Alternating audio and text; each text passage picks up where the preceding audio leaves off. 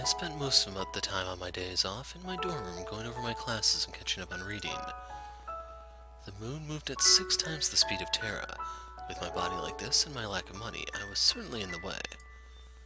So while I ate breakfast, I finished up my work for the college, whose campus I had never set foot, then accessed the library on my terminal and downloaded The Wisdom of Humanity while I took a seat near the window and read until noon. After that, I ate lunch, then took a nap, read, or gazed outside.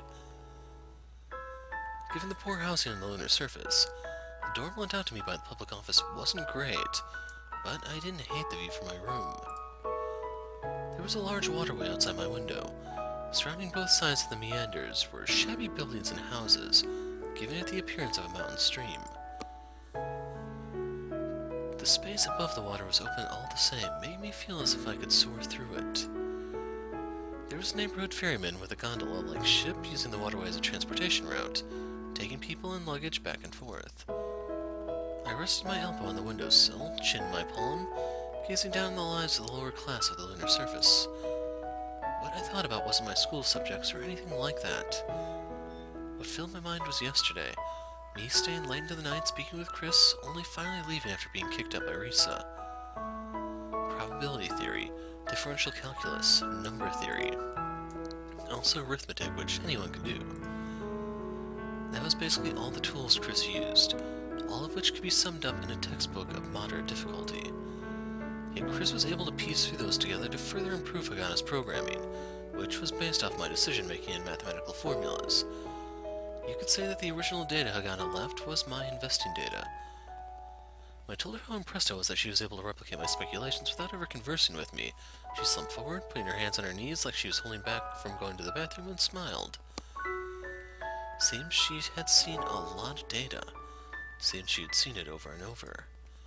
She concluded that it was difficult trying to find the patterns amongst the numbers that conform to the market trends, flickering seamlessly, randomly, like white noise.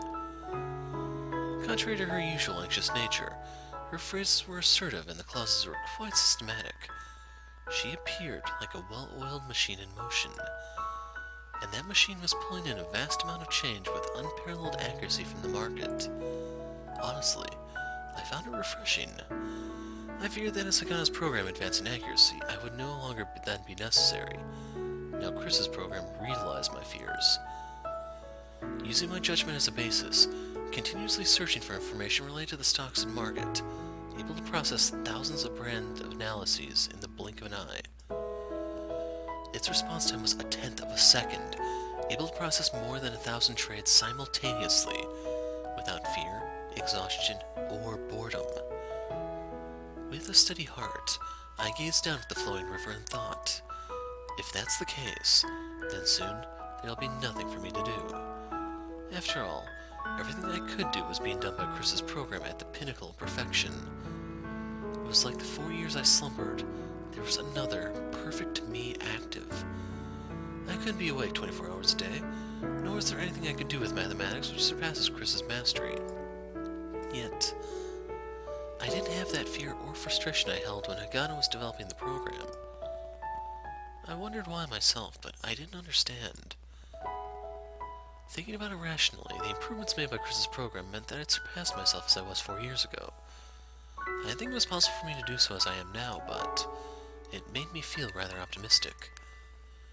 Or maybe it was because I slept for 4 years straight and I was still half asleep. But that didn't sit well with me either, and all it did was irritate me. It was probably because I wasn't making my own money. After staring out the scenery from within my room for a while, I gently grabbed my coat and stood up. Chris said that the office was open even on Saturdays. If I left myself there, then I might be able to recall that tension from the past. As I thought about that, simultaneously noting that it had been a while since I felt like cringing while thinking about such things, I put my lodgings behind me. Cars. They'd become synonymous with high-end luxury, much like marble floors.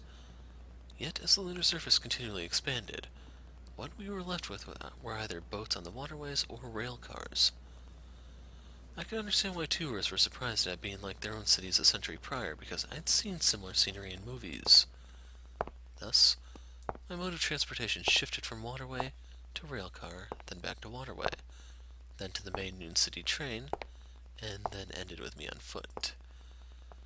Finally, I'd boarded an elevator, descending to my secret base as though delving into the center of the moon. Even though it was Saturday, everyone besides Eleanor was there. Good morning. The first to greet me was Marco as he was cleaning the front door. Seeing him here cleaning so fervently in the morning, instead of spending his day off from school with his friends, made me feel that he really was part of this industry, or that he really just loved Eleanor. Morning. Good morning. After returning Legoff's starchy greeting, I shrugged at Chris, and she appeared a little bashful. I leaned on my cane towards the desk that was probably mine since it was straightened up quite nicely. Then I threw over these words to Marco, who was across from me. The lady of the house? When I did, Legoff, with the only desk at the window away from the rest, responded as if to rebuke me. Madam is currently out. I see. Seems he wasn't the type who could rise from his canopy bed because of low blood pressure. Do you have a matter that needs attending to? One business-related matter. Allow me, then. How much capital I'll be in charge of handling? Spoken just as they expect me to. I already have a message from Madam. 300,000 rules. A seventh of Chris's. It wasn't the same amount used to gauge the viability of a program using past market data, so I felt it was a fair amount. It was frightening that I no longer felt strong emotions and only thought, 300,000 rules. I guess if it wasn't an amount that felt like it was my own flesh and blood, then I wouldn't feel that intensity like I did back then. When you're able to show profits, then it'll be raised gradually. Anything else? This is quite a personal question, actually. If it concerns Madam's private life, then I cannot answer. No, I was wondering what kind of investing Eleanor does. Madam does not invest. What? However, she is in a daily struggle to expand this institution. What those affairs entail does not please Madam, so I shall not comment thereon. As well, both Chris and Marco are aware of this and feel the same. If you must know, then please ask Madam directly. When I turned my gaze to Chris and Marco, they both lowered their heads as though apologetic for how things were. Understood. Then this would then be my desk. Yes, please set your own terminal password. Marco answered, so I nodded as I took my seat. Also, will the trade details be reported daily, weekly? Legoff answered this question. All company trade transactions shall be done on these terminals, and the company is not responsible for any investing you do with your own money on your own time. Thus, while your work attendance is at your own discretion, you are required to be here to perform transactions. Naturally, only in cases such as Miss Chris and her fully automatic trading program is there an exception. Meaning the investing data can be seen whenever. Does this displease you? That was spoken with an intimidating air, but I just shrugged with my shoulders slightly. No, I'm rather relieved that when a catastrophic mistake occurs, it doesn't end up falling all on one person. I see. By which you mean you've already experienced that sort of catastrophic mistake? Yes. It was a blunder that a single person couldn't handle on his own. I could tell Chris was looking worriedly in my direction when I answered. I could glance at her and tilt my head a bit easily, though. I feel that it's more of a plus to be able to share the blame than hogging all the glory. Success is difficult after all, and failure is too easy. It appears I need to argue this point. Wonderful. His face was stern and serious, but this was probably Legoff's way of joking. As I turned on the terminal, I spoke briefly. Risk and return. An everlasting problem.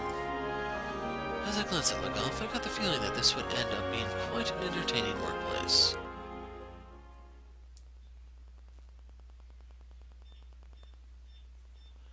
Noon came and Legoff ordered Chinese. Marco prepared the tableware and everyone ate from large plates. Afterwards, Chris and Marco washed the tableware in the shared kitchenette outside our office. They returned with a set of black tea and coffee on a tray. Legoff measured out the tea at his desk and poured in hot water, using his pocket watch to gauge the time. Marco and Chris took coffee, Chris with sugar, Marco with both milk and sugar. Marco appeared to be doing homework as he took sips. Chris appeared to be looking at something college-related on her terminal as he tossed homework questions over to her. I've been thinking about my investing methods during all this, but it felt like I was going to forget that I was amidst an ambitious collection of moneymakers on Schrodinger Street. Even even someone other than Chris would want to pop in on days off if they could make money in such an idyllically calm and peaceful place. However, the mood in this place was the exact opposite of what I was seeking. I looked through Chris's data and market data, trying to search within myself and give shape to that feeling of unrest, but all I could create were yawns. When the afternoon rolled around, Legoff and Margot began doing even more work. From what I could overhear of this phone conversation, Legoff was trying to persuade some investment bank to subcontract out to us, saying that if we were to move a large volume of stock to sell, we'd be able to sell them cheaply. Marco was making calls to pay for our office furnishings, as well as sales promotions for real estate if they wanted to move their office. Anyway, they seemed to have been mostly promotional, and I thought offhandedly that the lunar surface really wasn't a rolling boil. Compared to the norm 4 years ago, there was an immense number of stocks rapidly swelling, even within what I was glancing over. Here and there were the ones that doubled in a few months, and at the extremes were some that had tripled or quadrupled within a month. I really couldn't even say in good faith that those companies' finances were stable either. I could only see their investing as acts of insanity. There were quite a few companies that basically looked like they were saying, "We'll pay you, so please sell our goods." When you looked at any of those companies' homepages, they were, without exception, standing strong, audaciously stating that they were the lords of the moon, defying conventional Terran wisdom. They say they were applying brand new, never-before-seen on-Terra transit technologies efficiently to dramatically improve, or stuff like how there was a number of architects who will need to be given special permission to use our patented products to correspond to the rapid influx of buildings being built. Actually, quite a few of those big-talking companies had the success to back it up, and it appeared they would be succeeding from here on out. What was frightening was the normally unthinkable amount of money they were borrowing, which they were sinking into advertisement and corporate expansion. I understood full well that you must take the risk for returns. In that sense, you could say they were right. But my negative response to this risk, which I could only see as recklessness, made me think I must be getting old. Or was it that I was just stained with feelings of failure? The phone rang occasionally with Legoff or Marco taking it. Chris remained glued to her display, sometimes looking down at the terminal in her hand, solving some sort of formula.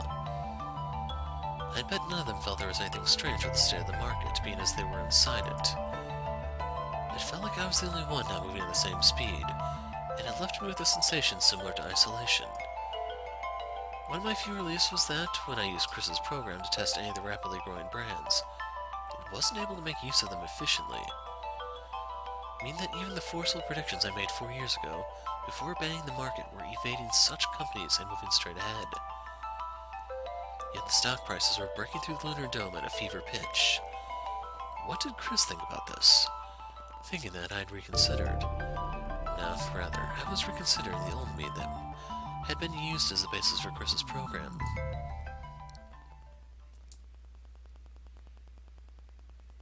I pulled my head out of that inorganic ocean of data when the 5 p.m. bell chimed the end of work. Along with the rest of the investing group, who were here even though it was Saturday. Whenever I delved into the data ocean long ago, I remained submerged until exhausted, but it wasn't like that. I discovered nothing even when I delved deeper. Giving a small sigh, I tapped Chris's shoulder. She didn't seem to notice the chime at all. When you go back, would you mind? Huh? Chris looked startled, and I said that to her. I hope that's supposed to be startled. I want to go look around Union City a bit. Would you go out with me? Chris nodded without hesitation and scrambled to prepare to head out.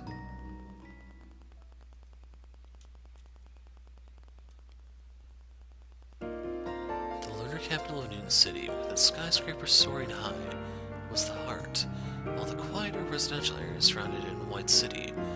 Even farther out was the outer area called the Outer District, which was divided into divisions 1 through 6. The wealth and influence of the lunar surface was centralized in Union City, so the farther out one went, the farther apart wealth and the populace grew. Some of the poorest districts were heavily rusted and weren't repainted, thus they were called the Red Valley. However, recently the cycles of redevelopment had been washing over the poor districts, flushing them out, so they weren't even called Red Valley anymore. Instead, those chased out from redevelopment naturally headed to cheaper and cheaper land, Thus, after gathering in one area, they then dispersed to other areas, one after the other like billiard balls.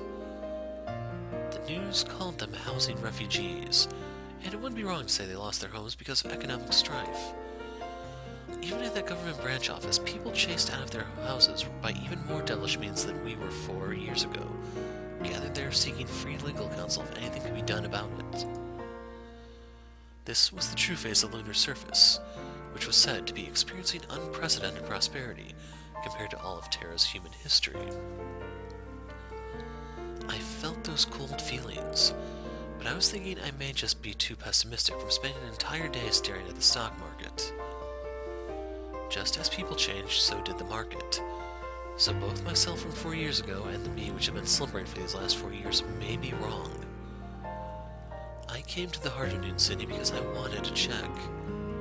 A lot of people around here as usual.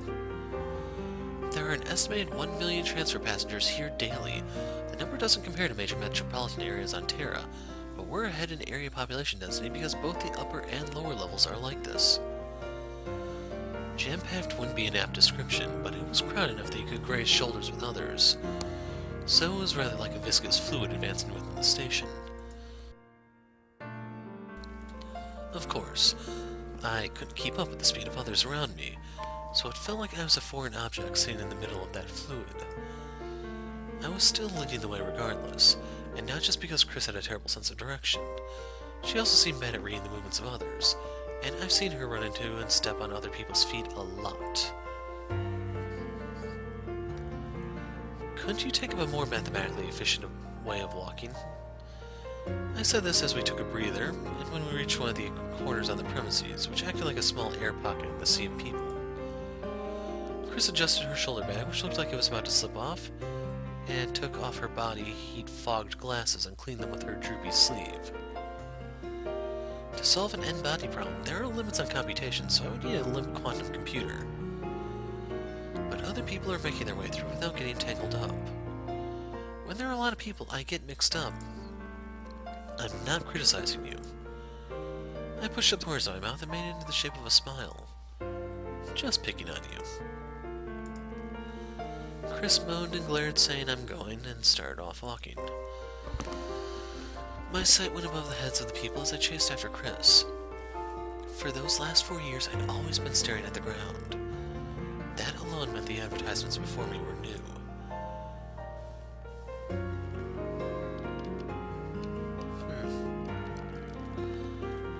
Kinda wanted to look at the full art, but maybe we can't do that anymore. Like, you used to be able to push the H button, but now it doesn't even do that. Oh well. Quite a few energy conservation advertisements. Huh? Quite a few energy conservation ads. A little unexpected. It was the symbol for energy with a red traffic sign indicating no passage painted on the top of it. Then the words end waste. The words moon and conserve just don't fit well together. Oh, that's not about conservation. We exited the station ticket gate. The tide of people seemed to have died down since we had been in a corridor of the terminal station building for a while. Chris explained it to me, walking next to me on the same side as my cane. It's an advertisement for energy stocks. I looked at the advertisements once again. I looked at Chris in disbelief, and she laughed happily. It's to take part in personal electricity trading, buying it cheaply at the right time to make energy bills cheaper. The advertisements around here are all by Avalon. So that's what it means. The main source of electricity on the moon is solar generation, so the price and amount are fixed, but the demand is variable. Also, the entire city divides the electricity quite finely to avoid the entire city losing power. So, real quick, I have to chime in on this. Since there are no living life forms on the moon that we at least know of, having been in the past, none of them could have basically decomposed to the point of forming petroleum-like products like we have on Earth. But otherwise, the solar budget, the amount of light you get per day, actually is the complete amount of energy you are allowed to spend in a day, both on Earth and in the moon. Now, you may be wondering what this means about Earth. So we have all these petroleum reserves, but those are kind of like deposits of sorts. So if you want to think of it in banking, Those are basically your checking account, your savings account, or what have you. And anytime you go over your light allowance, you have to dip into that, and sooner or later we could run out. So that's basically where the whole fear of like energy shortages in the future, the fear of the petroleum reserves depleting comes into play. Because at that point we only have our light budget left until things return to levels of decomposition to form petroleum products. Now the good news is, since there's like, I don't even know the best way to describe it, but weather patterns on Earth, that means you can harvest wind you can harvest wind also. Certain places have water currents to where you can use hydroelectric, and I don't actually know of any places really that are harvesting geothermal, but those are all exclusive to Earth for the most part. The moon only does have that solar limit. So, in case you were wondering about the whole energy background and how this is going to tie into eventually economics and then security, once energy does become scarce, which will be a few decades from now, you have a little bit more information. Thus, abiding by the rules of supply and demand, the prices vary locally at places. They say that if the prices vary, then a way of investing will arise. She got so flustered when speaking normally, but she could speak smoothly when it was about stuff that sounded like it was written in a textbook. That is why she didn't seem cold or nasty, even though she was so frighteningly intelligent. I see. Next to it, a movie ad. The one with the engine? Nah, they finished the rail and that's going to be running on the lower level below the bottom of the station soon. A tram running under Newton City. Marco would really love that. So I guess they're talking about some sort of subway or something, I'm not entirely sure, which is why I was getting a little confused there. It's because there's a lot of immigrants coming in, and lots of people that stay here for long periods of time. Recently, classic terror culture has been becoming popular. Even Risa said she wants a kotatsu. Kotatsu? I had one in my parents' house. They're nice. I believe in Japan they offer oranges to the kotatsu, right? It didn't seem like she was joking when she said that. So real quick, if you don't know what the kotatsu is, it's basically like a heater or a blanket over a table. And keep in mind this table is only like a foot or two at most off the ground. So you basically sit in front of it, you have your legs underneath it, and it keeps you warm when it's cold. It may have the heater in it or not, but you get the premise. It's just meant to keep your legs and lower body warm. Yeah, that's right. And in the summer they offer grapefruits. But a kotatsu in summer? It was so much fun picking on a genius who skipped grades and was attending Lunar City University. There are a lot more investment banking advertisements than there used to be. There's a big boom right now, after all. Chris said that nonchalantly with a similar amount of indifference. I asked, so, a bubble. Bubble? I'll explain this if they don't. She had such a puzzled look on her face that looked like she was about to ask, you mean gum? Then, when I realized she was talking about the market, she showed her usually troubled-looking smile. When she realized I was talking about the market, she was... It's an actual substance, so it's not a bubble. I don't think that the tulip bulbs from that famous Dutch tulip bubble were hologram files, though. And that one went over my head, I'm afraid. Chris's lips bent slightly, and she looked off to the side as she pondered. When Chris pondered something, she had this type of subtle charm about her that was both solemn and innocent. Corporations are earning a lot of money every year in the Lunar City, and there's a constant increasing stream of immigrants and tourists. Money earned on Terra is invested in the moon's infrastructure, where buildings and houses are constantly being erected. So now there's even a third city completed, and a fourth and fifth being planned. Certainly, the baseless enthusiasm that occurred on Terra last century really ended up being a baseless made-up commotion, but the moon isn't like that. This baseless enthusiasm she spoke of was caused by a legendary central banker on Terra, and described the word bubble perfectly. At that time, it was an unprecedented IT bubble that happened when there were leaps and bounds made in computer and communications technology. The Age of South Seas Company's fly-by-night outfit, which turned out to be a flat-out fraudulent corporation, thus becoming the origin of the word bubble. It even fooled Isaac Newton and left him broke.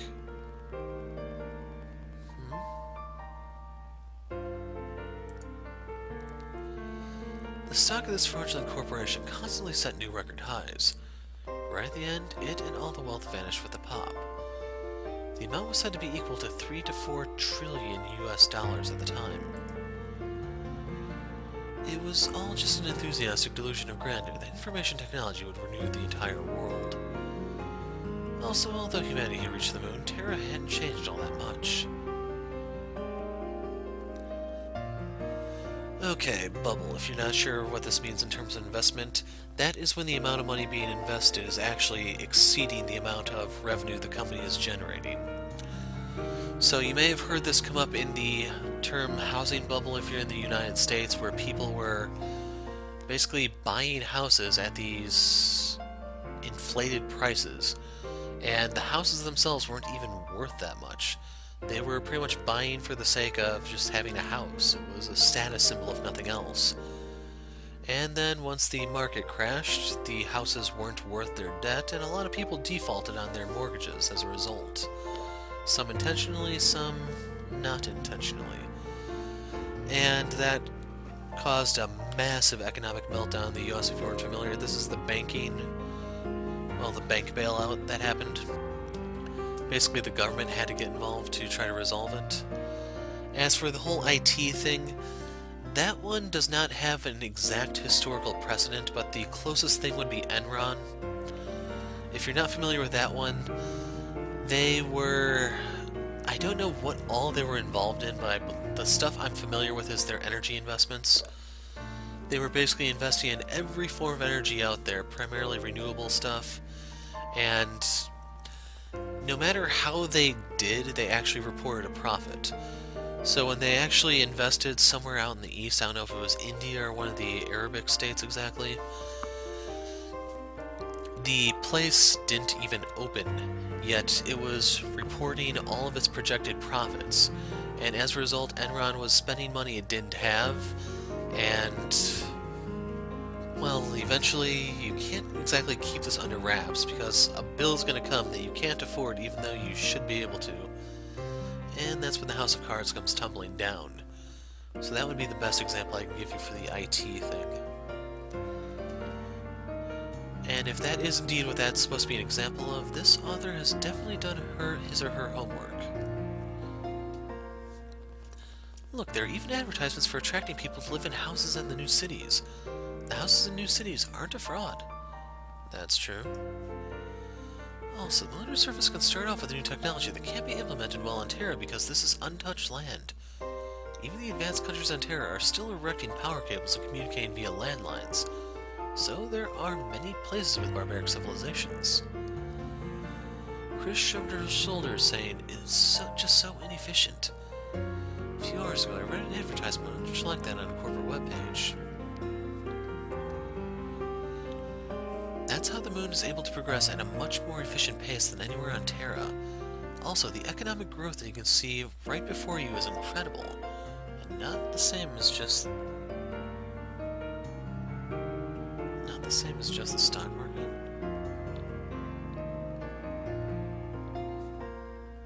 Okay, this part is confusing me, I'm not gonna lie. Some of the wording could be a lot better. Chris was somewhat skilled at making long speeches without ever stuttering. Or maybe she was just engrossed in the contents of what she said. That undoubting phase believed advances on the moon would connect humanity to the future.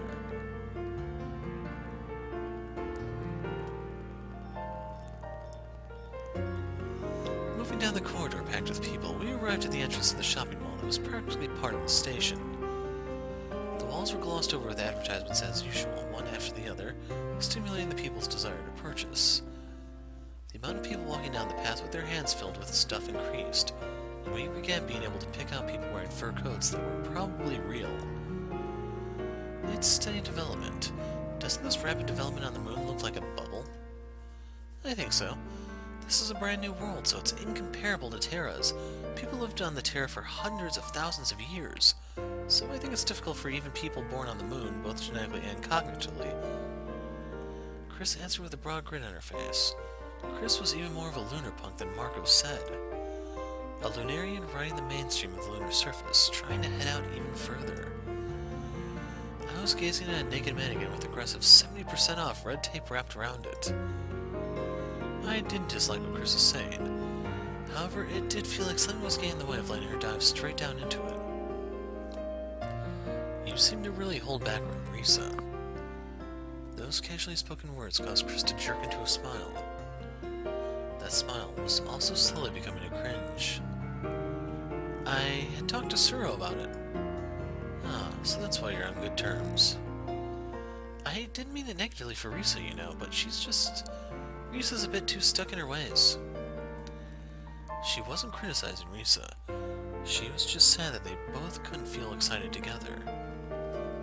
It's possible to be picky with anything. When I said that, Chris looked over at me with puppy dog eyes. It's always suspenseful watching someone going off full speed, never knowing when they'll tumble.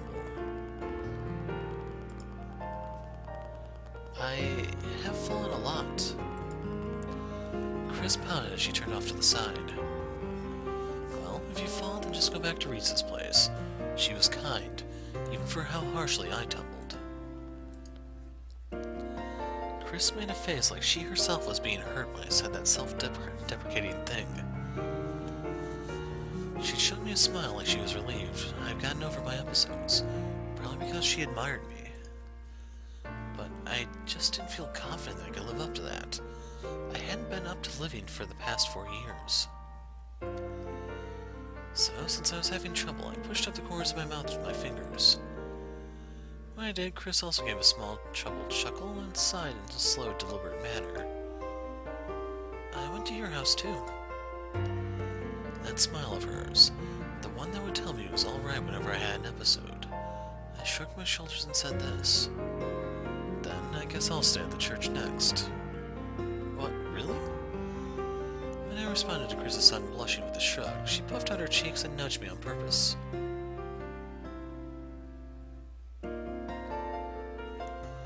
We continued on like that until we reached the shopping area. The ceiling pressing down against our heads was suddenly gone. There was another mall on the floor above, visible just by looking up, which had floating corridors connecting as if spinning a ravine. At what seemed to be the base of the ravine was a flowing river. Both ends of the ravine stretched out quite high upwards, leading up to a glass ceiling, oh my god, I can't even read right now. Through which the angry red-painted dome of the city could be made out in the distance. There's an expression to gild the lily, and this embodied it perfectly. Wait, what was it? This is the largest in Newton City? This is but one part of Clapton Square, the largest shopping mall in Newton City, and the largest shopping mall, period, even when including all shopping areas on Terra. Chris said confidently, returning her gaze from the show windows of incredibly expensive boutiques on either side of her. But I believe you'll be even more surprised if you go down further this way. Oh. Looking upwards from where we were just then, we could easily see more than 10 floors on either side, all of which of course had shops on either side. There were innumerable side streets, and the shops continued far into the distance. If I were to count them out, it could easily surpass 1,000. I thought of that as I passed by show windows, which mostly had black, gold, and silver-colored patterns. I didn't know the prices, but as there were black-suited butlerish employees standing up straight at the entrance, they were most likely not cheap. Even so, those employees were seeing off quite a few people, and it seemed their business was doing quite well. What was the rent on this? The labor costs? The initial cost? Real quick, in case you're wondering about initial cost, that would be like stuff to buy your inventory and anything you need to first start your business. So your inventory, your computers, depending on what exactly it is, you may have to get special work uniforms for your employees. That type of thing would be your initial costs. And even though they're called initial, they aren't always like a one-time thing. So in the case of supplies, printer paper, receipt paper, that type of thing, those are things that have to keep coming. You have to pay them up front at first, and then you have to keep going as you continue your business. As I ran through those things in my mind, I felt as though I'd suddenly lost my footing. Then, when I realized that wasn't the case, I was overcome with a feeling similar to dizziness. After giving a soft, gentle chuckle, Chris spoke in a lively voice. "This is Clapton Square's big hotel."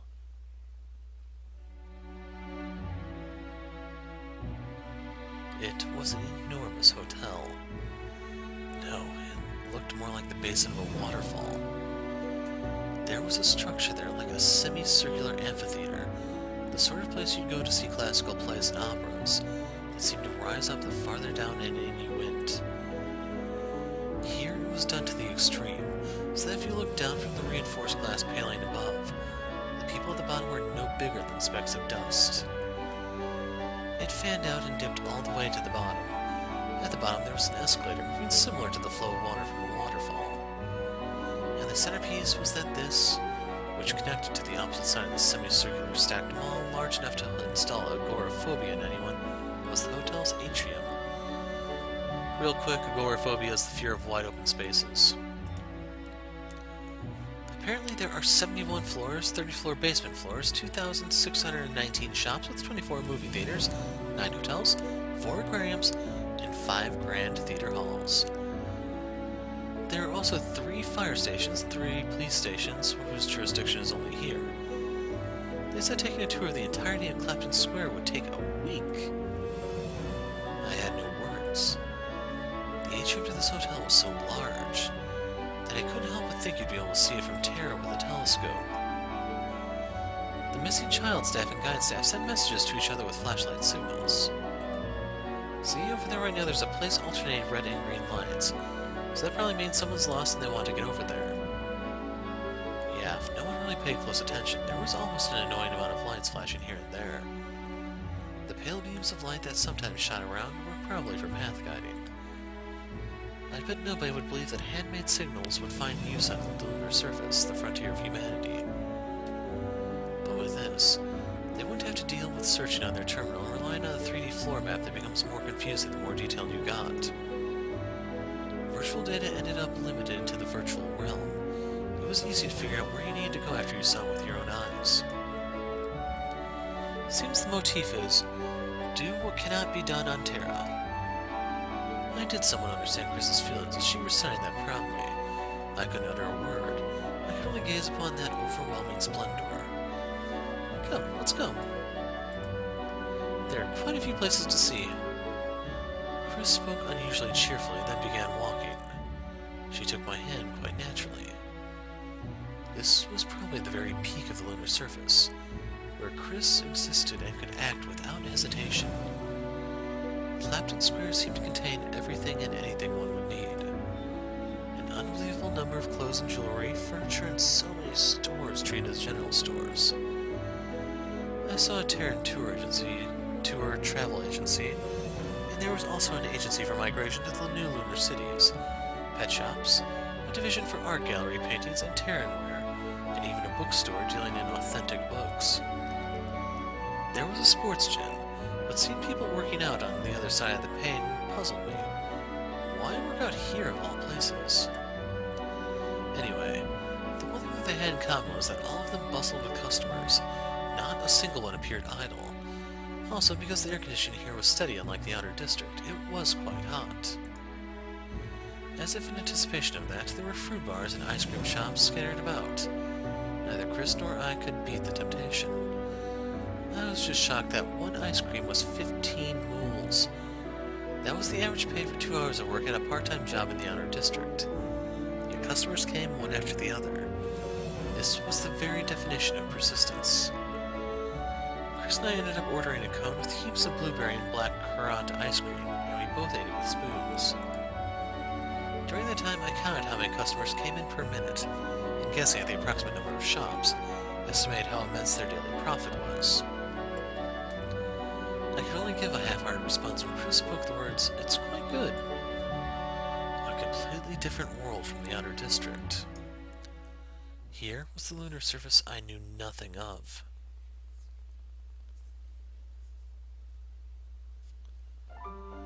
After finishing about half of the ice cream, Chris and I started walking again. My head was spinning, imagining that there was this much economic activity and there were shops no matter how far we walked.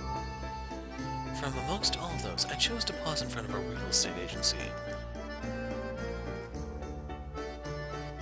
Oh, come to think of it, how's your dorm? If I quit the government office, I'll need to leave. You can come to the church. She was dragging out that joke from before. Or are you thinking of renting a house around here? Chris had a dubious look on her face, marking one of those rare occasions where I wanted to ask if she was nuts. There may be a cheap room. Even I was well aware how reckless it would be to rent a house around here. Chris shrugged her shoulders to my monotone response. All of the glass windows facing the street from the real estate agency were also digital tickers scrolling various offices and residences. It's set up so that you can see more detailed information by pressing the ad with your fingers. There were quite a few customers looking with serious expressions on their face. I just wasn't able to think about them seriously. This wasn't because of the high prices, though. It was because they were mostly irrational. There were large apartments with the tagline within walking distance of Central Station, but they were all two-bedroom apartment layouts with the cheapest starting night at 8 million mools. The prices were higher as you looked higher on the display, and the one on the top was featured as a condo with the price starting at 22 million mools. What was frightening was the number of them displayed in red, signifying they were already sold. Also, this information may have been connected to all the branches because there were fewer and fewer advertisements that weren't displayed with red sold out mark the longer you watched. As it happened, the other customers looking at it were talking, saying, "Ah, and I need to pick one quick." All of them were young couples in their late 20s or early 30s, and they didn't exactly appear to be that well off. The common knowledge I knew from 4 years ago was that the white-collar middle class on the lunar surface made annual income ranging from 2 to 3 million mools. On top of the tremendous influx of population on the moon, those that made loads of money rushed back to Terra, so the office workers on the lunar surface shouldn't have seen much change. Yet, they were looking at those 8 to 10 million mool luxury apartments, and there were even some rushing into the store with looks of panic on their faces. That caught my attention, so I peeked inside. There were people getting stuck on the window counters with employees busily corresponding with them. The ones going out with the customers were probably heading off to see the houses in person. There was also information on renting, but they were mostly all taken. There weren't many to begin with, and they were below standard, running for about 5,000 mools a month. Looks like real estate investing can make quite a bit. Seems incredible, actually. Chris looked up at me, still bent over, poking at the display. Luxury residentials doubling and tripling in a few years seems like the norm. So, industries related to real estate are just going to be soaring. But stocks aren't so hot, they've already risen too high. Thought so. Instead, you earn through the real estate composite price index? I don't know if this is a thing or not. You can earn through the real estate composite price index. She didn't show that type of complacent smile at the church. If investing in individual buildings while anticipating a value increase was the Stone Age, then investing in real estate companies that deal with the collection of those buildings would be the Industrial Revolution. Above that, in the current financial sector, there was an abstract land value and a housing price index, which regulated the entire property market into which one could invest. The more refined the casino, the more a refined player could intelligently learn. The program Chris assembled using abstract mathematical algorithms is more than likely better suited for that abstract index investing sector. Don't let Risa see you looking like that. When I said that, Chris gasped and rubbed her face with both her hands. Hard to believe this is the same lunar surface as the Outer District, though. Since I had mentioned Risa, I thought back to that shabby building where the church was located. Barely running electricity, elevator indefinitely out of service, with the floors and walls destined to rot away. How much would the rent be? It couldn't be that cheap. There are quite a few people that can't even live in that place. There are those in a hurry needing to buy at even this ludicrous price, after all. There's a finite space on the lunar surface. There's no way for those selling lazily from their tart wagons to compete in this game of King of the Hill.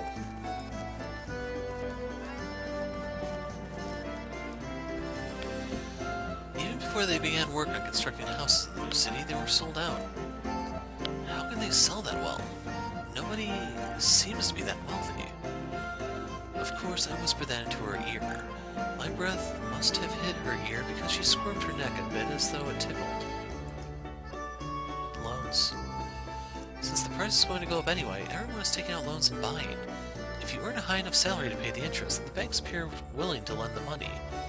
Also, if the price goes up, then you can gain interest on your capital investment by liquidating. So yeah, remember what I said about the whole housing bubble in the US?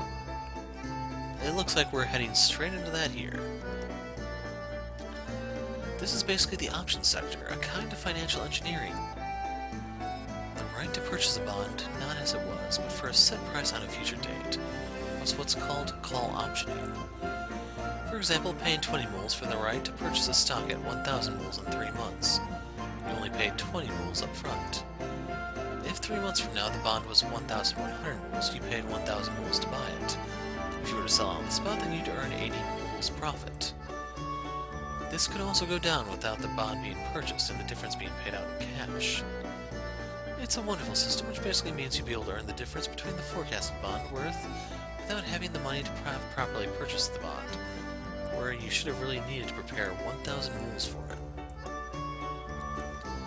Thus, it was pretty much the same setup as only paying off the interest on the loan for a house you're expecting to increase in value. Even the guys who couldn't afford houses but wanted to take part in investing in them could participate and gain profits if they were able to make the investment payments, interest payments. Were houses such an affair, though? I was losing confidence in the fact I was underborn. I looked around a bit after thinking that. Sounding like something out of a horror movie, I realized I was beset on all sides by advertisements for banks. Quite frightening. When I said that, but rather than a chill, I felt a slow warming sensation in my heart. A sensation like being wrapped in warm blankets, as if I had forgotten something during this 4-year period.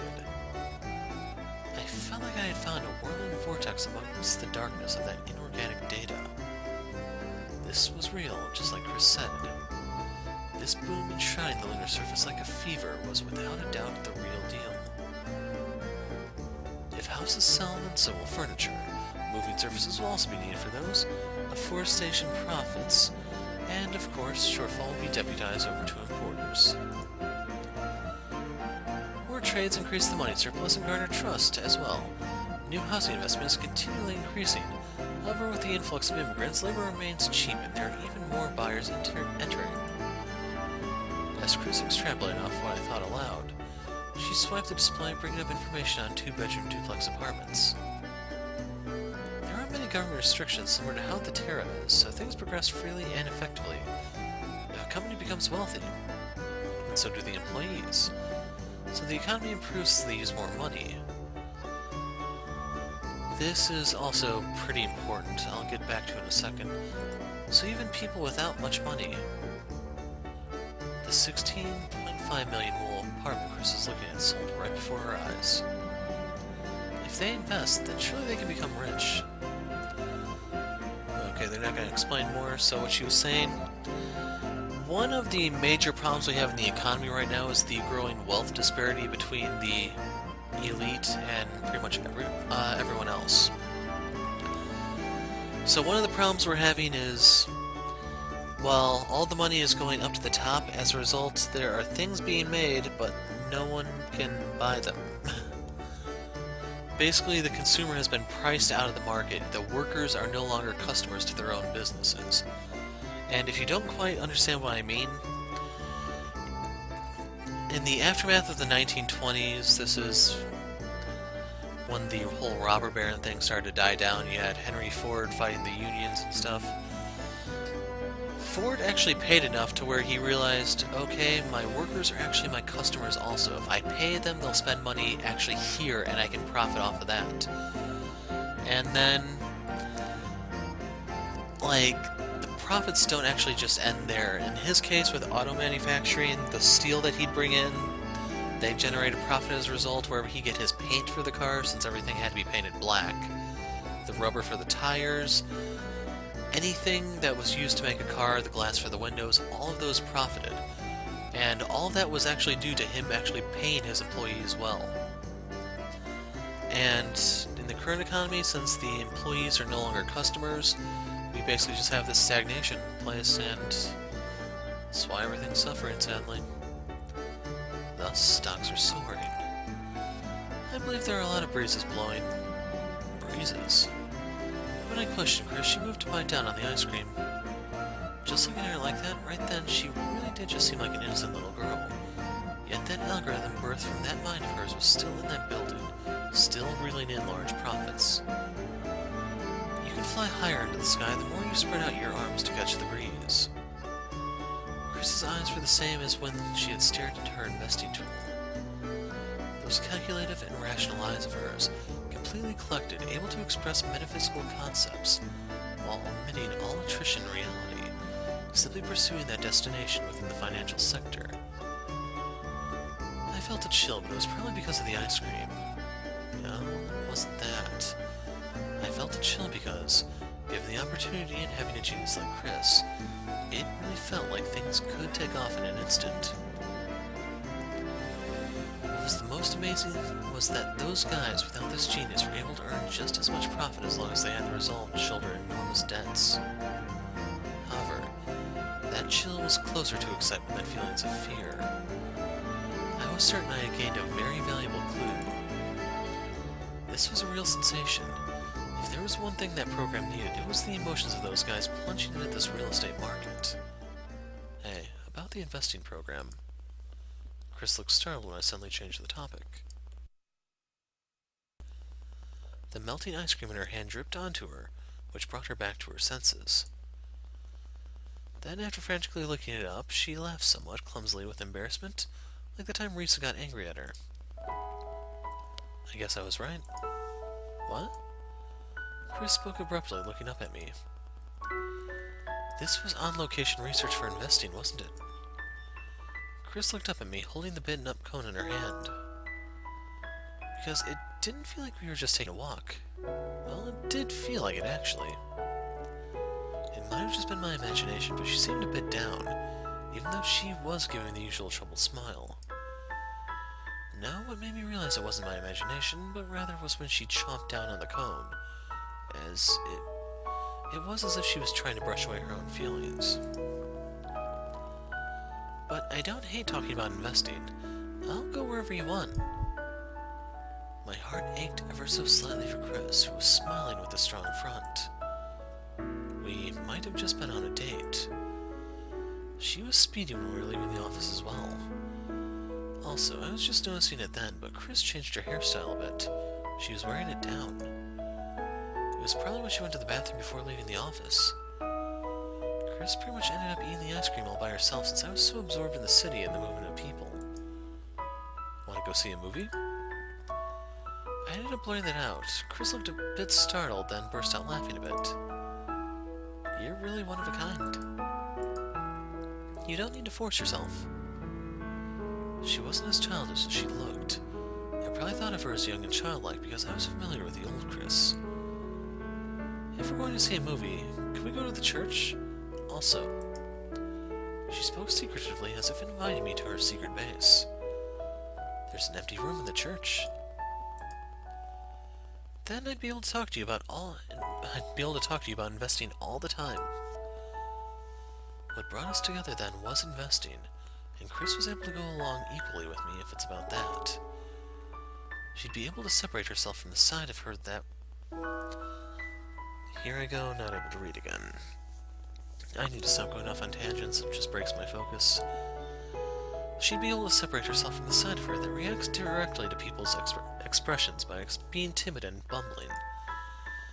I took the cone from Chris's hand and bit off about half of it. When I finally said, "Pretty good," Chris laughed, lost for words. Then, to the church. Okay. The rest of the customers all stared at Chris when she gave that energetic response. She appeared completely fine and took my hand, where normally her face would have gone beet red and she'd shrink back. Since it's Saturday, Ciro should be there, right? Huh? There's something I wanted to analyze. request for a preliminary investigation before having Chris analyze the real thing. That is what I meant to say, but Chris took my hand and looked at me with a peeved expression. If there's anything, then please tell me. It's more like a menial chore. You're earning more than Suro, right? Hence, it was less effective to ask Chris to do it. That's how I thought. But Chris anticipated exactly what I was going to say, so she squeezed my hand and spoke. I've reverse engineered what you've thought, and am now in the position I'm in. So rely on me. Chris had become undeniably bolder. Risa said that Chris's growth was saddening in itself. I felt as if I understood the meaning of those words slightly then. Well, that is true. I said as I looked at Chris, who was now beside me as I began walking. Also, that's a nice look for you. When I said that, just for a moment, it was like I had flipped a switch and Chris's face went red.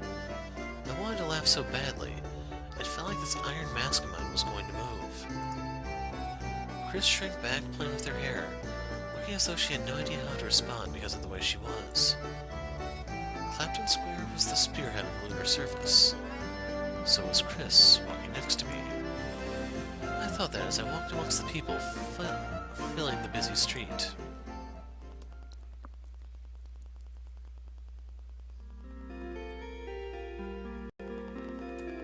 It seemed to have an immediate effect.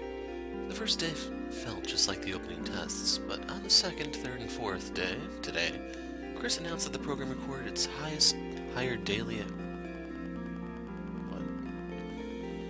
I don't know if this is a investing lingo thing or something, but it's higher daily at 13% high, plus 13%. They weren't very shocking numbers compared to the trades I did back 4 years ago, but the most truly amazing aspect was the lack of volatility. The volatility I spoke of how large of a price fluctuation a stock has. It indicates how large of a wave it follows. Meaning the day after Chris's trades made 13%, there was quite a high chance that within a few percentage, more or less, then 13% would be earned. Of course, God only knew how long that would last. But anyway, for those last few days, Chris had been sending me report emails right when I got off work from the government office. Then, not long after that, Chris comes over in person, and we meet at a nearby cafe. With Chris's operational sum now at 13%, we were no longer at the same level as a child playing with fire. A few 100,000 mools, a few million mools. Since every success begat even more money, it wouldn't be strange if the next higher digit reared its head. Price momentum. We were at a fourth-story window facing the street at a certain cafe that was comparatively relaxed, even within the outer district. A furious red silhouette of people hurrying home could easily be made out from this row of seats. Since there were quite a lot of individuals and jobs associated with blue and white-collar workers, everyone seemed to be wearing scruffy-looking coats and jackets. I felt somewhat relieved seeing those people who appeared more real. Newton City's Clapton Square wasn't bad, but I was no longer naive enough to just romp around there merrily. Even when I received Chris's report, I danced for joy, knowing that my ideas punched right through a crack in the market, but I didn't bother calculating the profits. I understand the general concept, but the stocks that will increase from here on out will be the stocks that have been increasing up to this point. It does definitely give a sense of tautology. By the way, if you don't know what tautology is, it's kind of fun. It's basically things are the way they are because they are. That's really the best way to summarize it, in my opinion. I know XKCD had a field day with that. Is this a relatively new method? I've been able to correlate this mathematically, actually. The technique itself has been implemented since olden times, but I've only seen the words used in books from the last century about the bubble. It has neither a mathematical nor financial enterprise proof. The only proof of this technique is optimism from investing circles. It's too frightening to weigh stocks with 100 times PE ratios, so I can't do that. Profit/earnings. Or profit/expenses, I think it might be. And earnings should be synonymous to revenue in that case, if that's what that is. I'm not 100% sure. Chris referred to the indexing known as price-earnings ratio. Okay, so yeah, I was right. Also, I pay attention, damn it. If one stock of a company at 100 moles earned 10 moles on it per year, then the interest rate was 10 times. If you were to think of stocks as recourse to claim a share of a company's profit, the one with the higher P/E ratio would be fairly expensive. That's because if the P/E ratio of a stock was worth 100 rubles, it would only yield 1 rule per profit per share. Okay, this is really bad in terms of proofreading. What happened between the first and second games? If your expensive golden goose only laid tiny golden eggs, no matter how long you waited around, then normally you'd sell it off and seek out a different, cheaper golden goose. Then the worth of this fairly expensive golden goose dropped down to a reasonable amount. Thus, there are only 2 reasons to have this expensive goose. Either to expect down the road that it would lay a giant golden egg, or to expect a bigger greedy fool than yourself to buy this goose at a higher price. As well, I saw that game of hot potato being played right in front of that real estate agency in Clapton Square. They were burdening themselves with debt they'd be unable to repay on their own, with the expectation that the houses they're buying will increase in value. That was real optimism. And that's why I definitely moved 1 step forward compared to myself from 4 years ago, gauging those swarming the marketplace in madness. Well, since we know this method is correct, we just need to increase the stock variety. Yeah, that's just if I'm able to mathematically deduce it. Chris's shoulders slumped dejectedly. For these last few days, she eagerly tried to mathematically assign the stocks I labeled as promising, but it didn't work out. The only ones that emerged were developing brands with strong results and good financial standing that were likely to have it to last a good 20 more years. Those weren't the ones I wanted to find, though. I wanted to find those kinds of stocks, the down and out, deep in the red ones that would definitely undergo a huge change, so they need to be purchased immediately. Or rather, the stocks that would make other people believe that. Now, this was the important part, that speculation changes astoundingly from day to day. That was because the change in stocks was nothing more than a change in speculation. For example, if you buy a stock at an adequate price and you don't believe that price won't change, then is there a reason to buy it? Let's apply this specifically to individuals who buy appreciating stocks. A particular investor does not buy a stock at 100 rubles. That investor deems that stock not worth 100 rubles. Yet that stock increases by 10 rubles every day. This continues for a month, becoming 400 rubles. That investor who didn't buy at 100 rubles cannot stop himself from buying it at 400 rubles. Why? What reason was there to buy at 400 rubles when they didn't buy it at 100 rubles?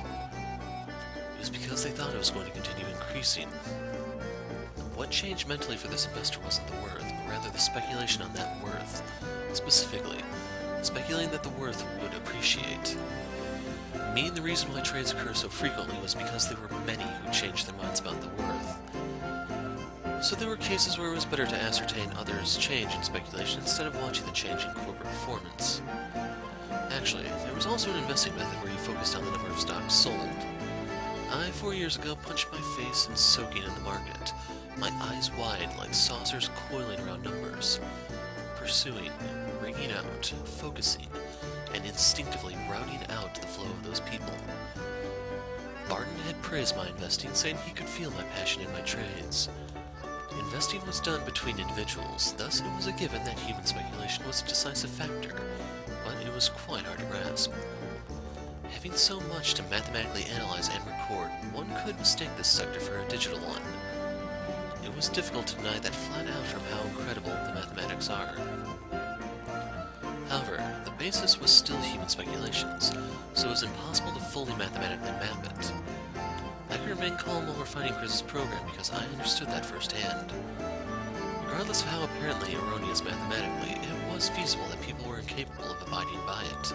So somewhere in their minds, they were probably feeling there's a lot they still had to do themselves.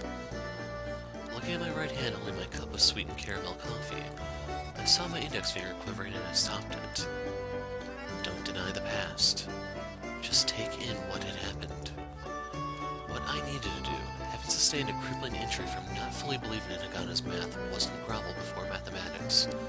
Instead, I ought to have accepted that people can become stupid enough that they can't be calculated mathematically. After that Saturday date with Chris, I researched and weighed out how optimistic brands were that needed to be traded by gathering up on their website and other related materials.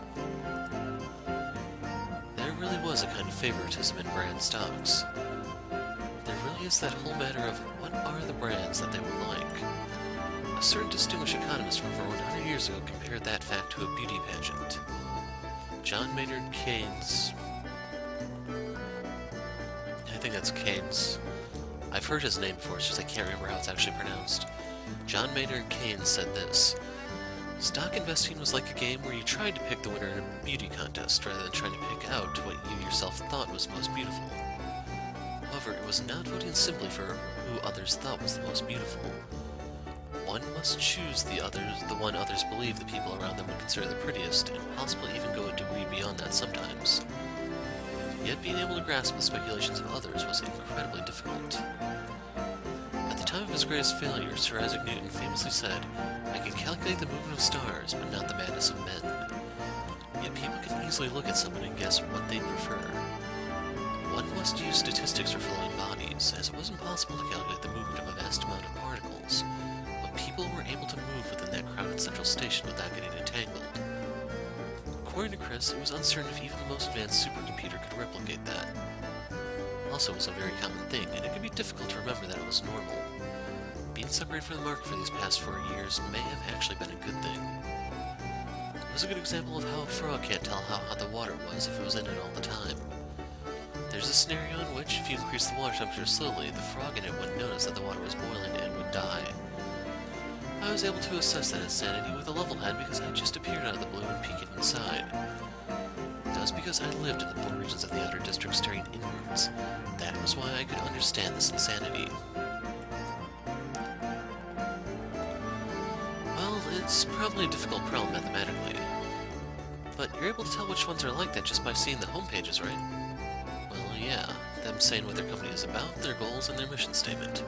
And seeing that company's stock quotes, I can make a decent assumption. Huh? Chris clasped her cup of cafe au lait with both hands as she made a small utterance. Damn it, give me the accent mark. I almost said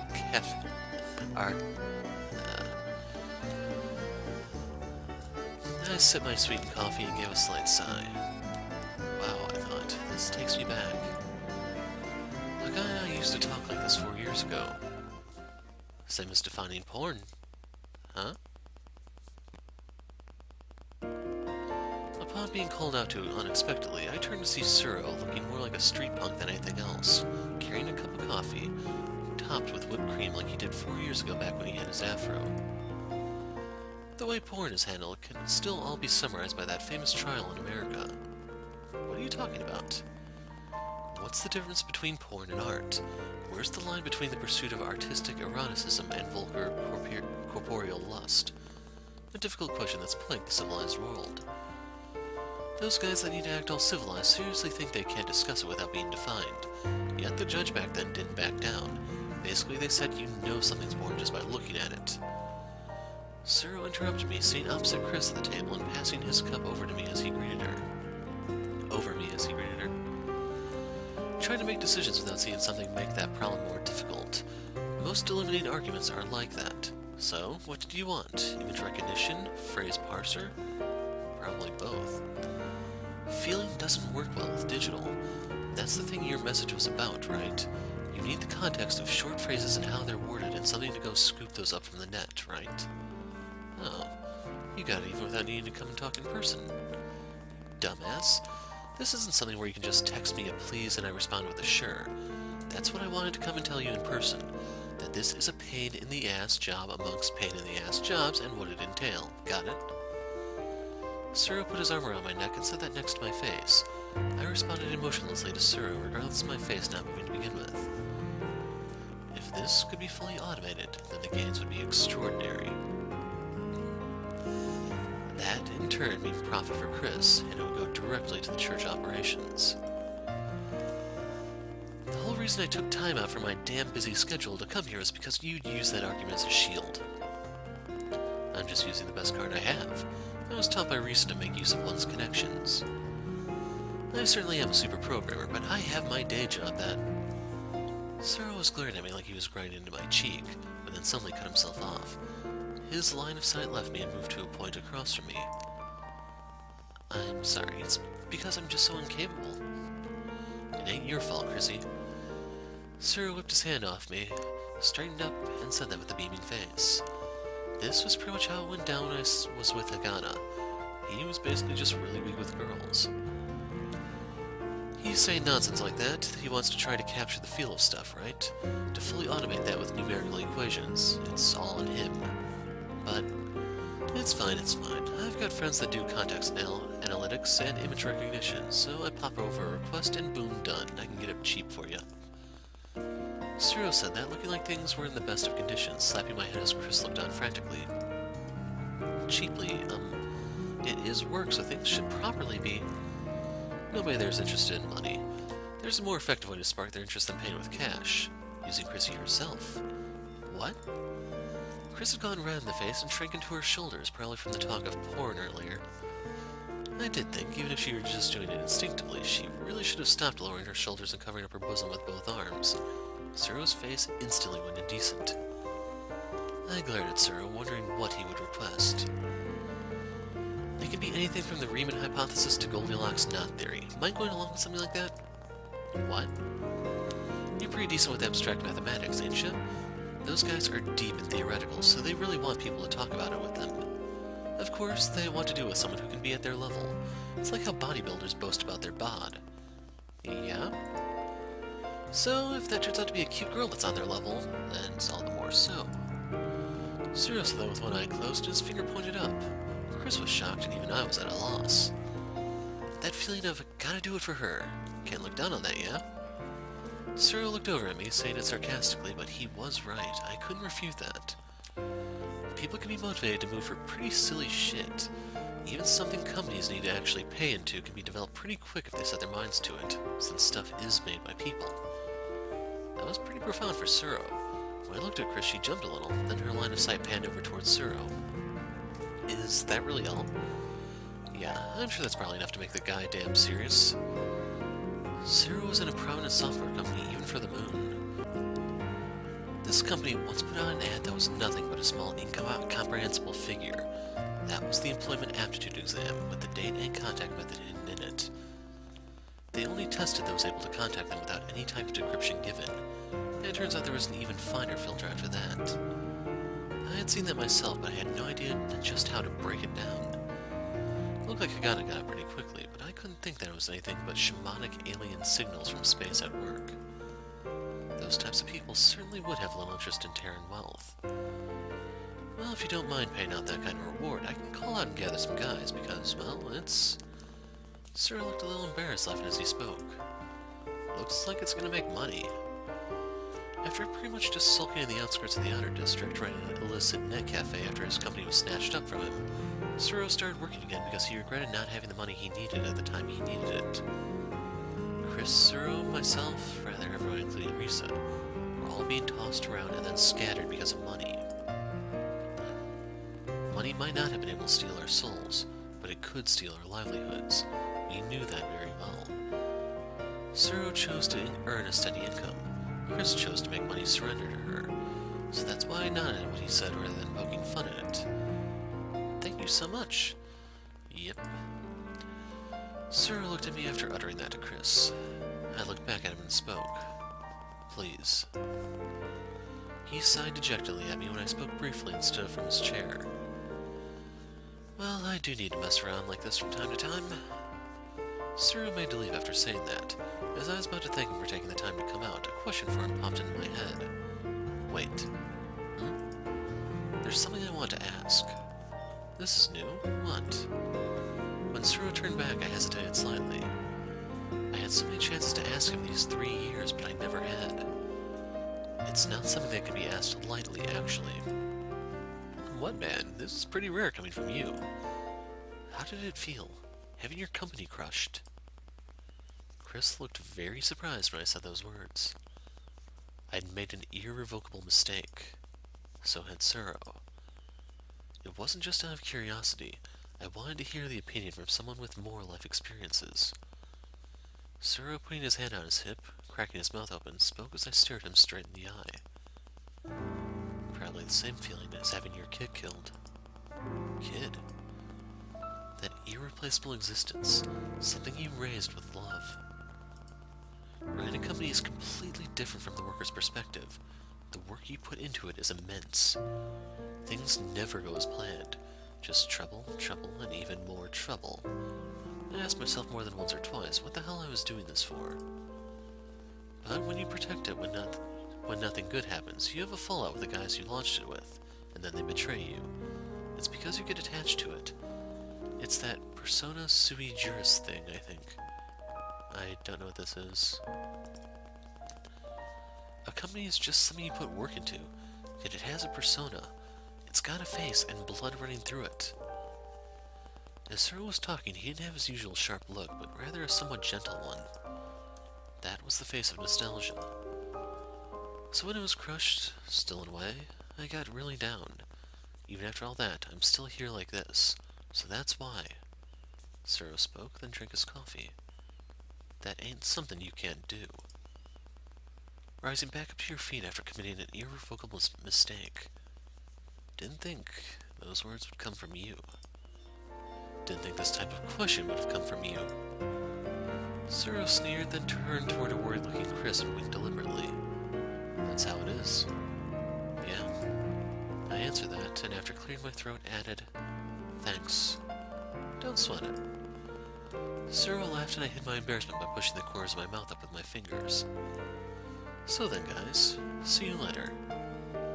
When Haru said that, Chris seemed to return to her senses after witnessing our conversation. She said, Haru, to the church today? Nah, I ain't going. Got work. Haru gulped down his coffee, and there was fresh cream all over his mouth. Send my regards to Risa. Haru, the super programmer, gonna make a super program for the church to earn some super money. Understood. Chris still laughed at what Haru said, even though she appeared a bit disappointed. Well, send me an email with the details. Haru waved as he left the cafe. It was probably true about him being busy. With Haru's towering figure gone from the room, it felt like we were sucked into an empty void. A brief silence fell, with both of us wondering who should break it. Then Chris finally spoke. What will you do after this, Haru? Yeah, I'll go back home. I went to the church practically every day other than Sunday. That being because I met up with Chris at a cafe near the government office for the purpose of fine-tuning the programming. It's just that whenever I did, I always ended up going back late and cutting down on sleep. At least for the day, I wanted to take it easy. You should really stay at the church. There being an empty room and everything. Someone that needs it more than me might come, right? When that happens, then there's my room. Chris mumbled that, but that would probably infuriate Risa. You can tire of something if you do it every day, no matter how fun it is. I patted Chris on the head and she shrank into her shoulders like a cat, but didn't try to get away from my hand. Always treated me like a child.